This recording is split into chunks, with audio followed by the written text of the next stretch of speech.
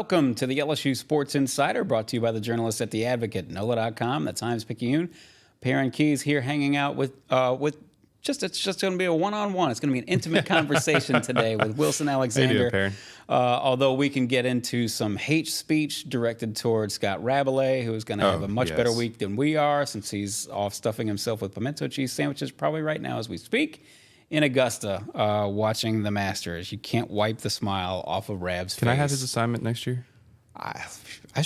We should set it out. I should put it out to bid.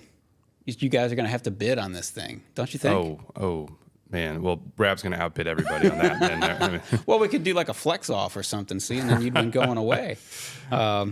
Let's get this thing back on the rails very quickly. We're here to discuss spring football. The spring football game, the LSU spring game, is going to come up here at 1 o'clock on Saturday in Tiger Stadium.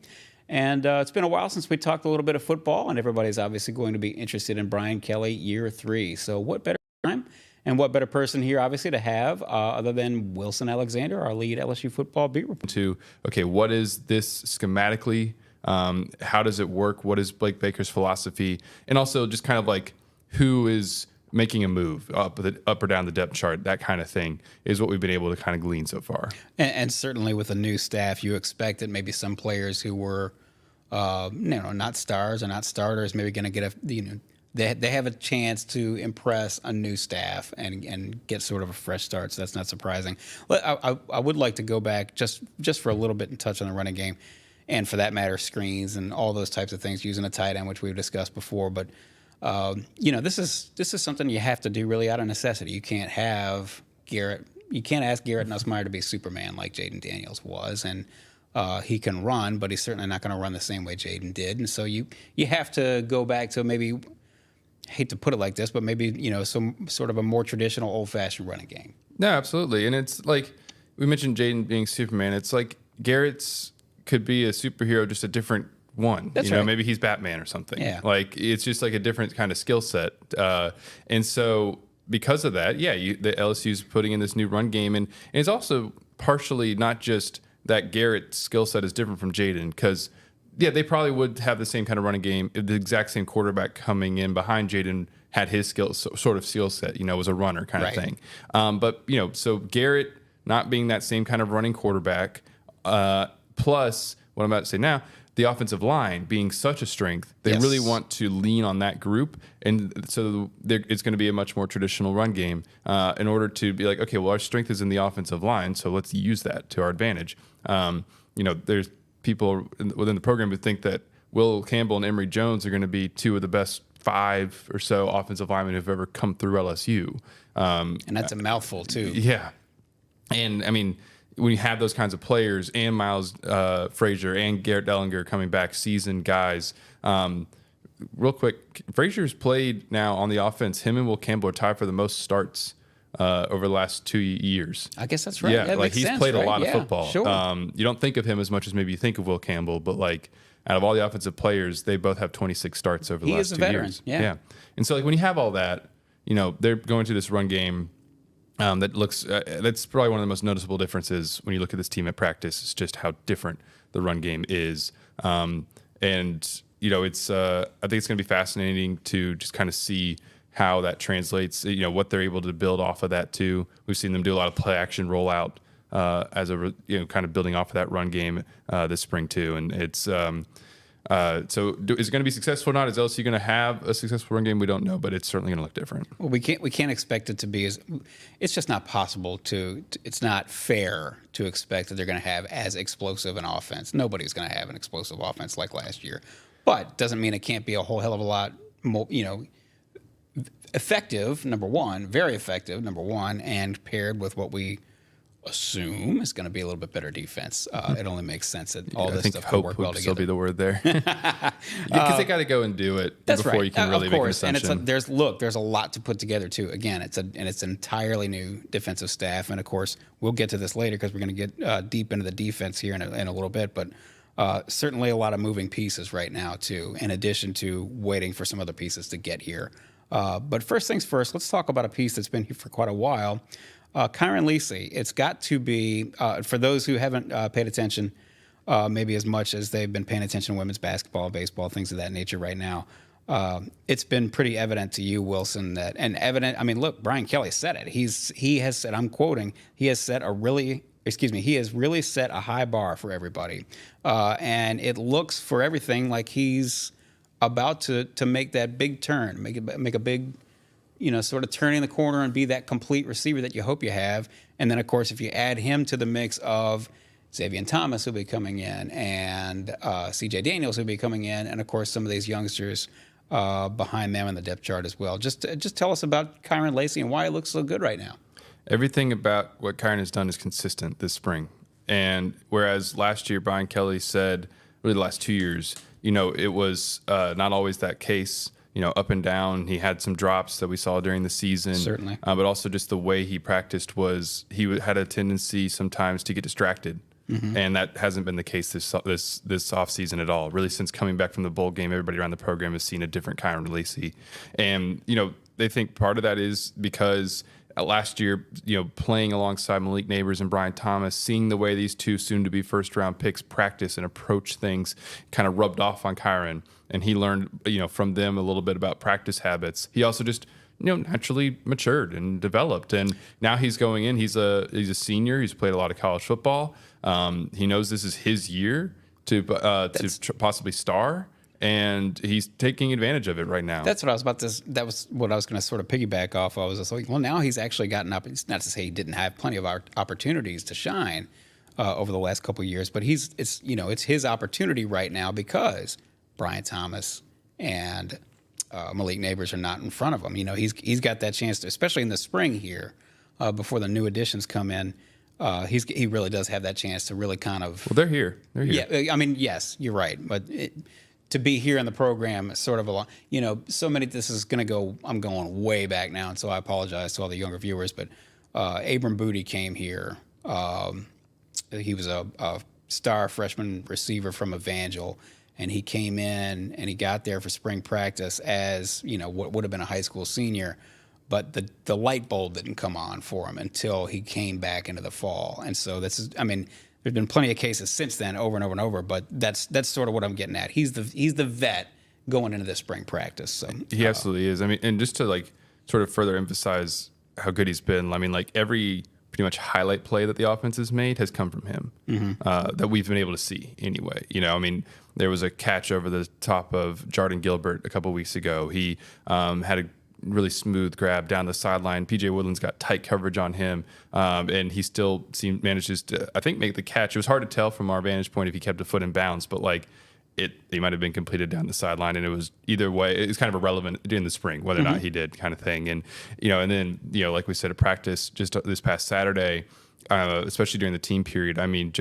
He made this one grab, just runs a hitch route. There's tight coverage around him. PJ, I think, was pretty close behind him. Maybe another player kind of underneath.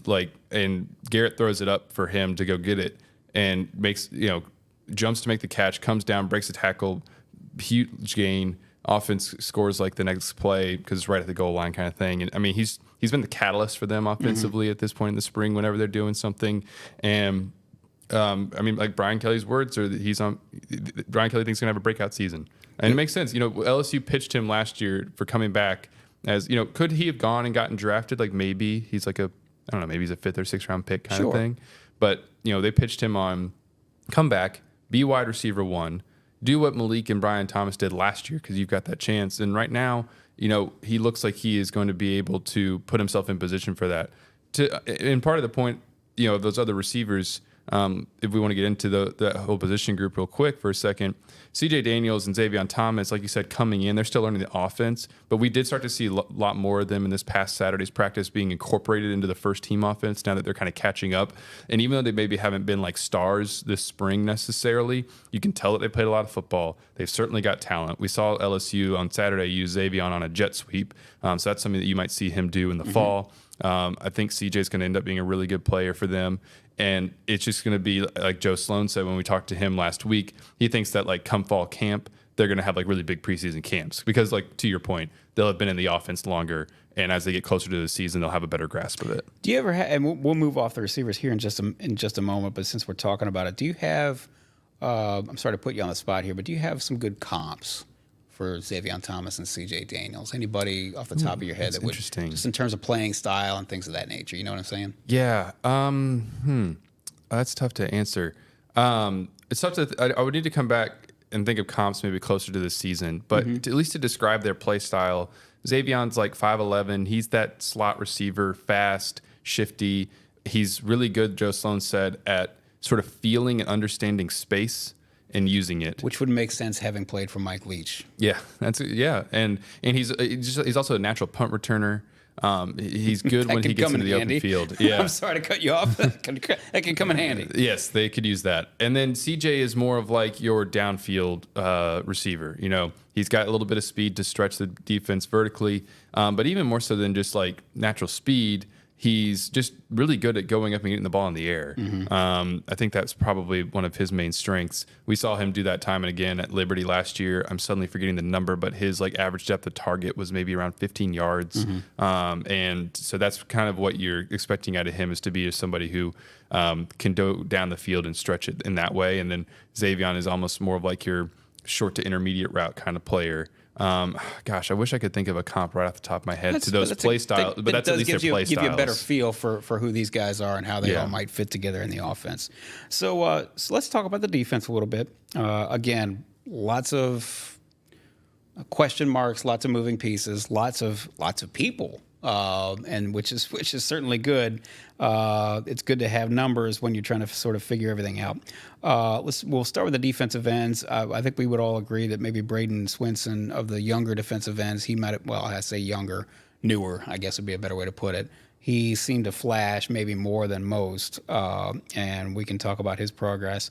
But also Paris Shands, he came on toward the end of last season and got to play a little bit more. But Paris Shand, you were able to have,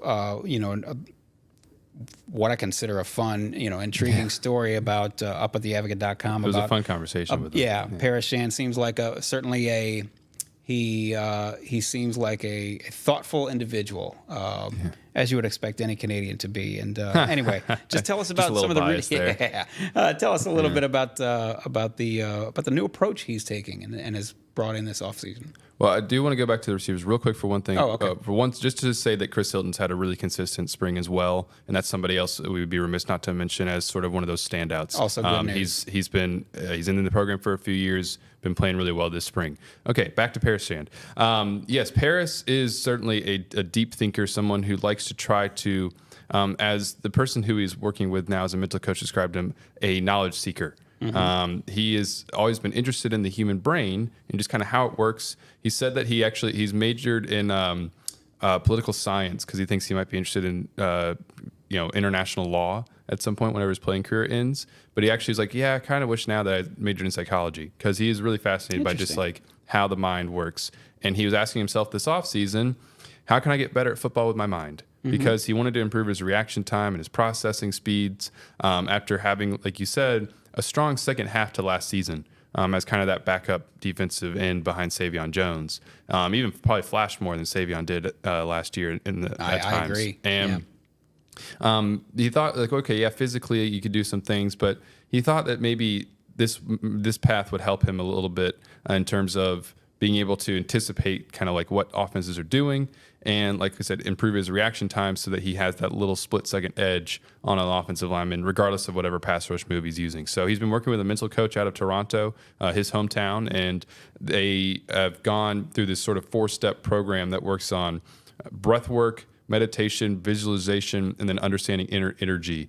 And all of it is designed to try to help him reach what's called a flow state during games, or as people would think about it, just be in the zone, right? Like hyper focused, to where you almost sort of not black out necessarily, but like distractions are not coming to your mind. You're so zeroed in on what you're doing that he thinks it might help him improve. And so, we'll see, because he's someone who is probably one of LSU's best 5 pass rushers.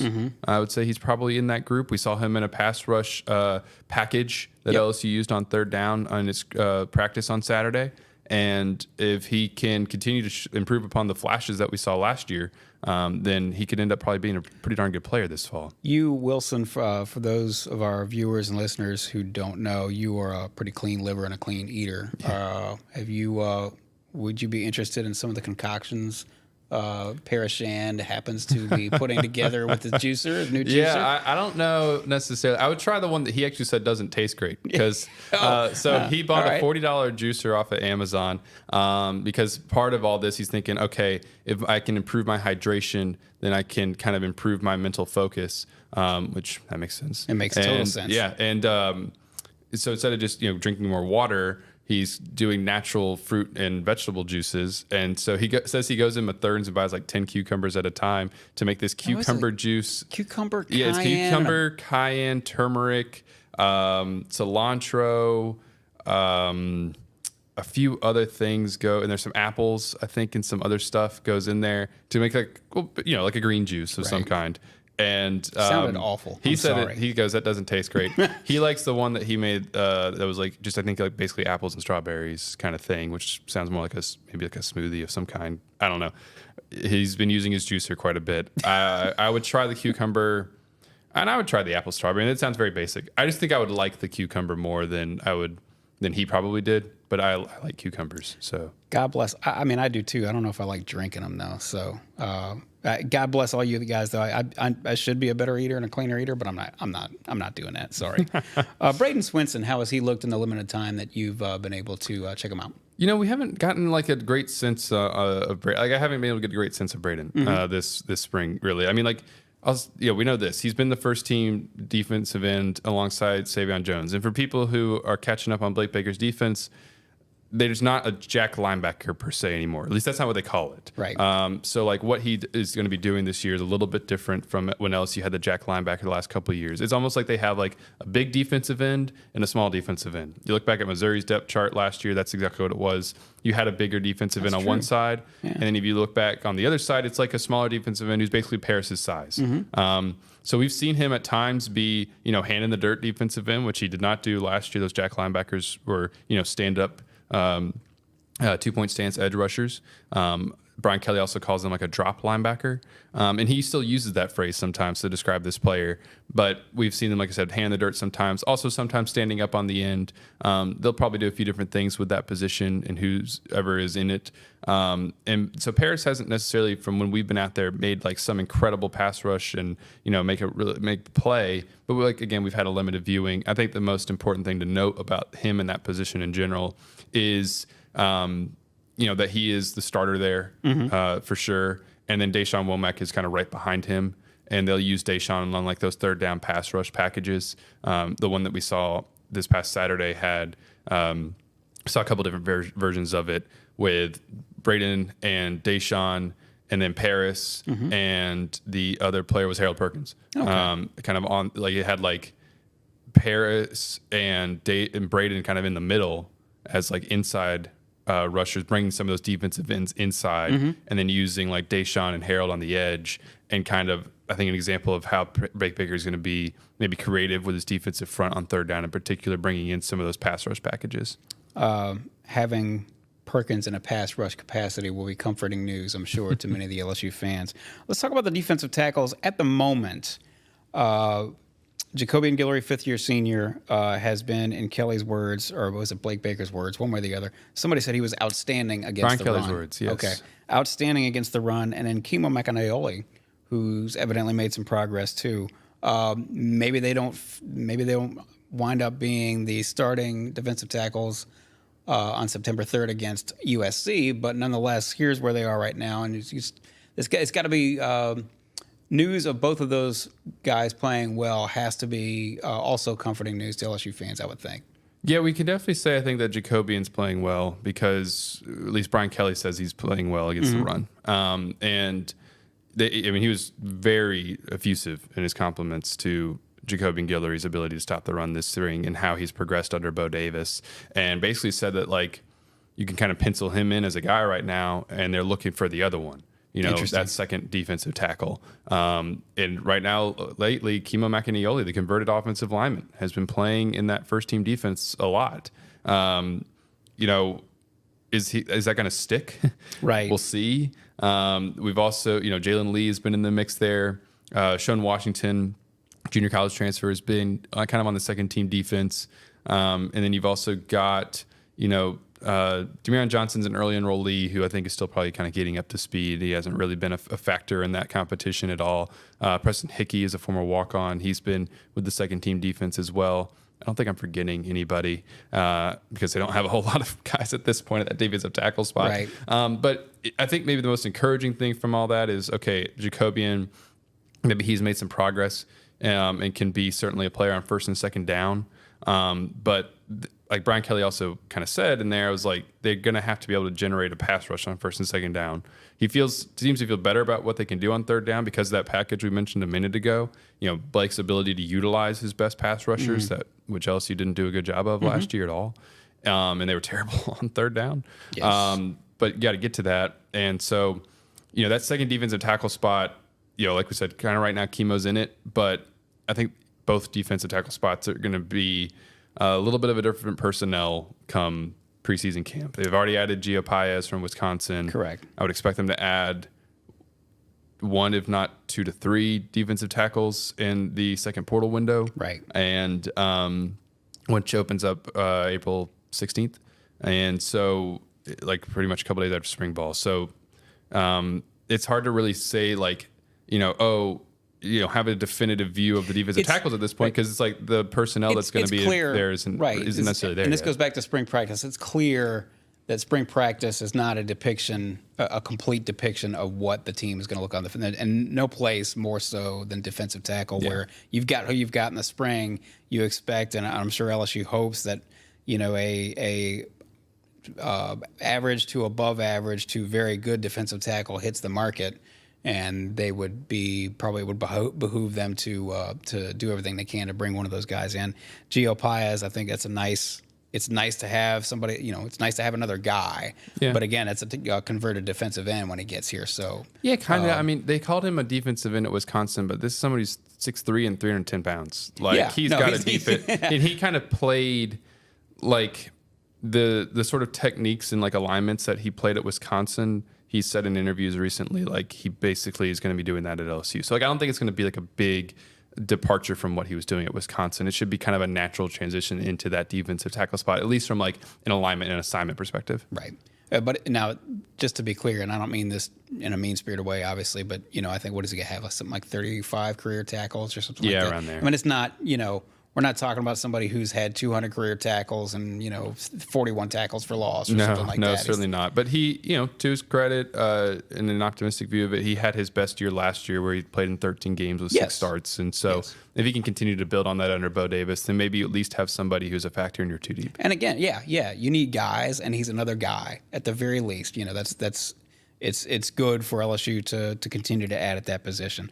This is the LSU Sports Insider, brought to you by the journalists at The Advocate, NOLA.com, and the Times-Picayune. You know where to find all our writers' great work. That's at theadvocate.com. Please subscribe to The Advocate if you have not already, whether that's in print or digital or some sort of combination of both.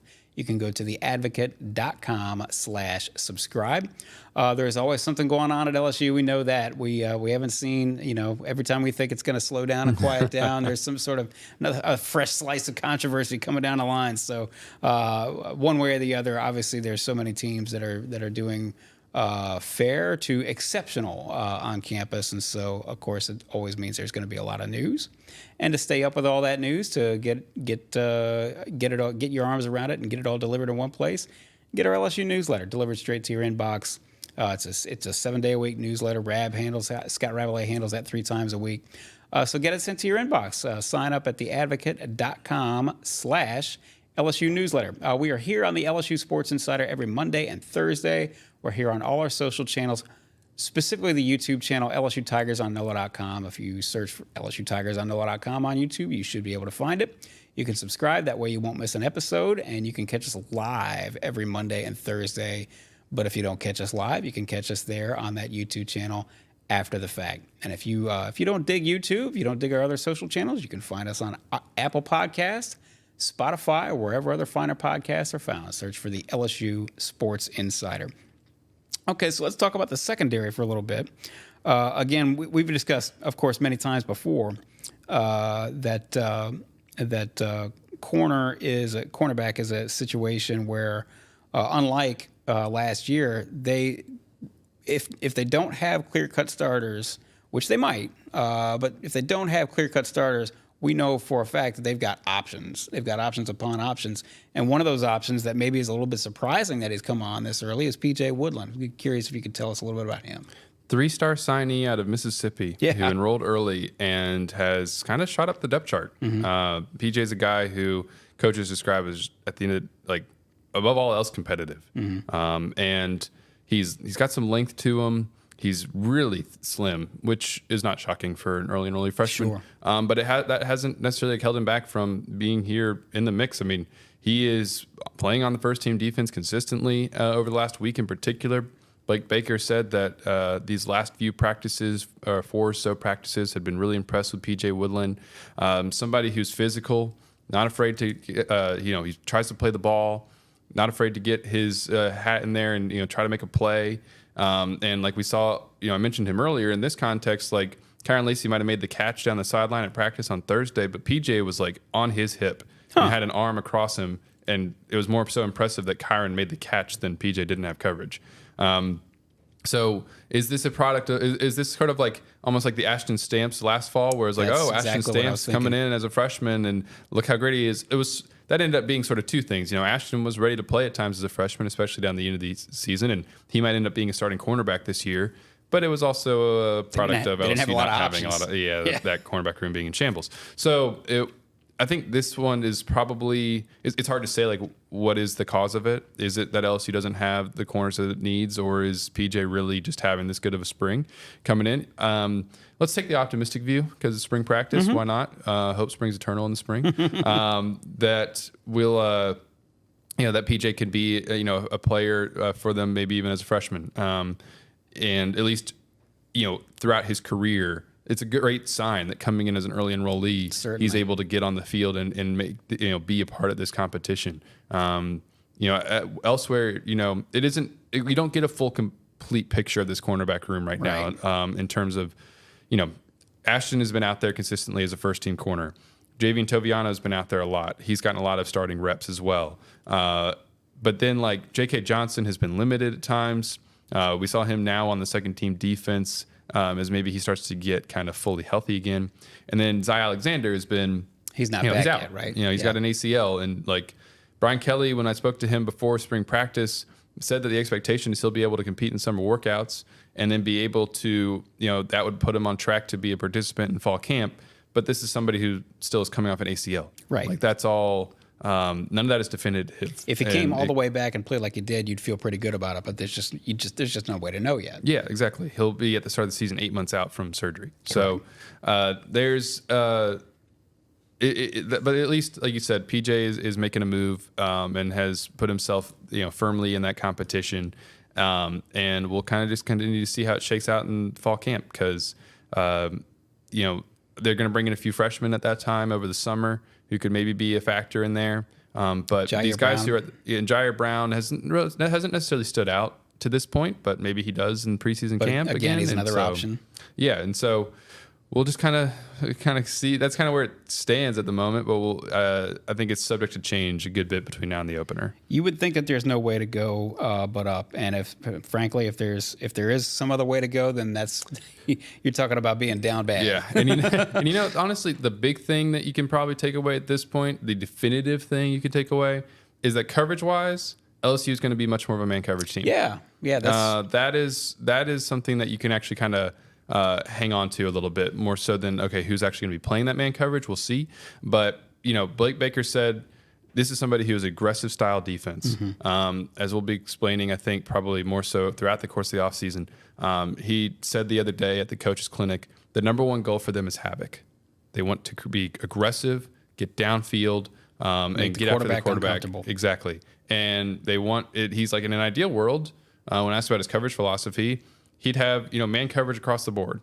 That's not always realistic. Right. And you have to be able to, he said, if you cut me open, we'd be a man coverage team. But he also understands, like, you got to fit what you're doing to your personnel. if this personnel isn't capable of playing man all the time, then they're not going to be able to do that constantly. You wouldn't do that constantly anyway, because you got to mix up. You don't want to be predictable. Yeah. But that would be what they predominantly are, and you see that them working on that a lot. This is not a team now that is going to line up 10 yards off the ball, drop into soft zones, and then just bail in order to avoid getting beat Burned. deep. Yeah. And then give up constantly over and over again, like 10 to 12 yard stop routes. They're going to play a little bit more man, be on guys, and PJ's a person who seems to be adept at doing that. And also, just as a quick other thing, we see Corey Raymond teaching it a lot, teaching that press man coverage from day one at spring ball. We've been seeing them work on it. I remember we talked about this last summer, almost ad nauseum, about, you don't know what you have. This is talking about last year's team. You don't know what you have at corner, and so, boy, it's going to be incumbent upon that front seven to put some pressure on the quarterback. And boy, did that not happen? Certainly enough to offset what they had going on there.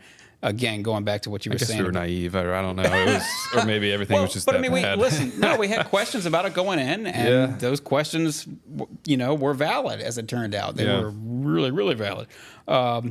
Let's discuss the rest of the safety position before we get to Dashawn McBryde and Jardin Gilbert, Sage Ryan, and all that. I was hoping that you could be able to sort of. Major Burns is going to have a new role. Looks like this year he's going to move to the star position, which is obviously a new position, something that Blake Baker uses. I was hoping, first of all, that you could just sort of lay out what the star position does in this defense. Yeah, so the star is kind of a hybrid defensive back, sort of almost like a third linebacker at times, because it's closer down to the box. Box safety. Yeah, and it's someone who can play coverage. Sometimes has the role of like what a nickel would do, but sometimes it's going to be more of a linebacker kind of thing. And Major, they think, is well suited for that spot. This is someone who's got a lot of length. LSU's coaches, as you continue to see this star position under Blake Baker in years ahead, they kind of like length at that spot. But what that position does will again sort of be like, if it's more of a nickel or if it's more of a linebacker, will kind of depend on who the player is in that spot. And you kind of move it around in terms of what they're asked to do based upon the skill set of the person in that. Major is someone who's probably they think is going to be a little bit better at playing closer to the line of scrimmage, being near the football, where he can come down and cover a tight end, but he can also kind of help in run defense, kind of get his hat in there. They think he's a pretty good blitzer.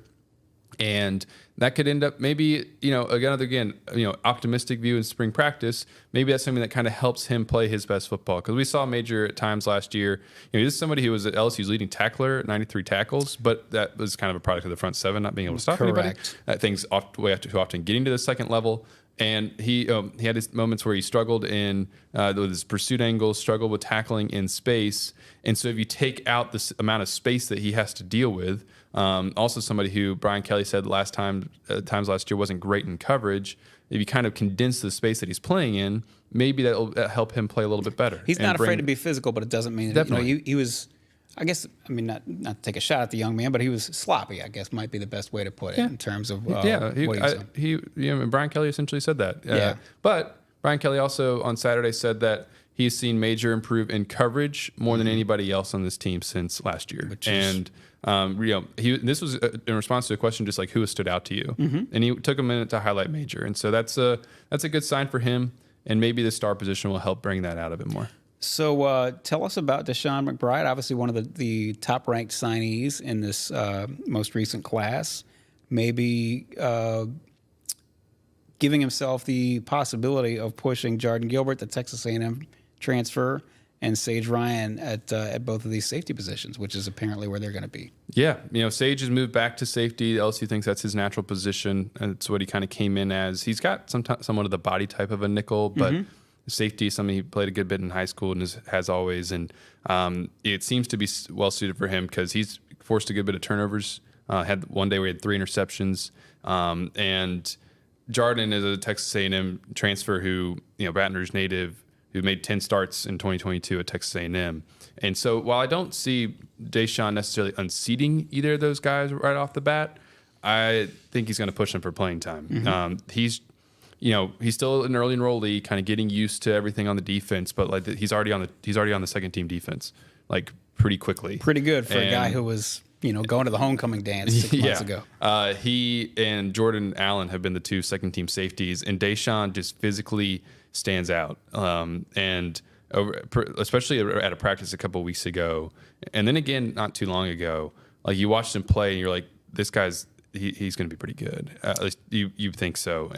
He's long, especially as he adds probably some more weight to his frame, which it seems like he's already added a little bit since he got to high school. But as he continues to kind of build a little bit of bulk, he reminds me in some ways in terms of like watching him play almost like Grant Delpit. Interesting. In terms of like, here's a comp for you. Maybe I'm off base on that. I would be interested, to talk to people who maybe know Dashawn better if they would agree. But having watched that 2019 defense with how Delpit was able to come down and play close line scrimmage at times and just like run and just do a lot of different sort of things and be dynamic and disruptive, especially more so I guess in 2018 even than in 19. Dashawn somewhat reminds me of that. I think he's going to have a really good career and looks like someone who can at least push for playing time and be a part of that rotation kind of right off the bat. That's certainly an encouraging sign, and as we know, there are always encouraging signs in the spring when none of this stuff gets has gotten put to the test in live fire, so to speak. Speaking of which.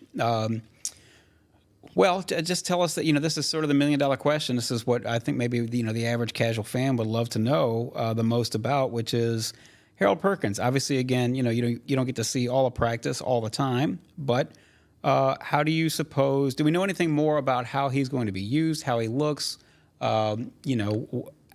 will they find different ways to utilize him, all those sorts of things, all the $1 million questions about Harold Perkins. Yeah.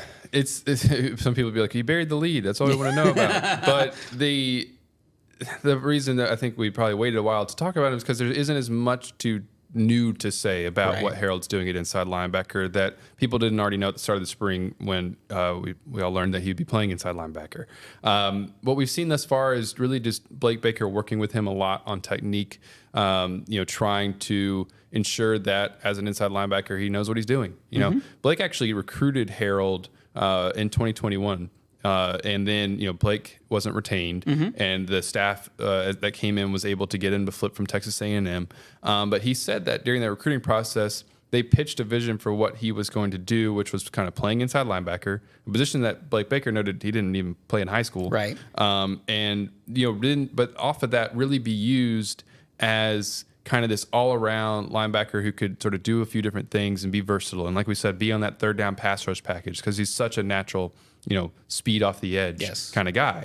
And in Blake's words, he's like, maybe this is kind of all coming around full circle finally. And what we pitched him in 2021, we can start to do with him here. And you hear what LSU... you hear the same sort of things that LSU was talking about last year, which is making him more versatile. Exactly. Teams not being able to know where he's coming from, letting him get downhill and get after the quarterback at times. And so I think everybody is probably a little bit hesitant to buy in that this year it's really going to work. No, that's a good way of putting it. But that's still what they're committed to doing. Right. They do. I do think that Blake has the kind of defense that we've seen at Missouri the last few years that could be capable of fostering this with Harold and bringing this out of him and actually using him in these different kinds of ways to, be an inside linebacker and sometimes be in the box, but not just leave him stuck in the box. Right. And kind of let him be able to move him around and try to highlight his strengths and his speed. But again, we're going to have to kind of let it play. I think everybody sort of knows these things, and we're not going to really know one way or another if it works until kickoff on September against USC. Blake Baker's coming from Missouri. It's going to be Missouri is a show me state. I think everybody's going to say, hey, you're going to have to show me before I believe that that Harold Perkins can be the real deal in all these sort of different, multifaceted roles, I guess would be the best way to put it. Anything you want to sort of wrap up here with this? We're, I guess, 5 days away. This is as of midday Monday. We're 5 days away from everybody getting to see a little bit of dress rehearsal and walking out of Tiger Stadium, maybe a little bit optimistic, as is always the case in a spring game. So anything that we haven't really touched on that we ought to know about these guys at this point? I don't think so. Yeah. we've sort of hit on everything. We can break down the Perryn. kickers later, I suppose. Well, that is one thing. It's sort of a subtle storyline that people aren't really talking about, but maybe we'll get a better idea in this spring game if they are going to be content with what they have at punter. Yeah. And now they have Peyton Todd, who's coming back, maybe finally going to be the punter. But we watched practice on Saturday, and it wasn't a great showing.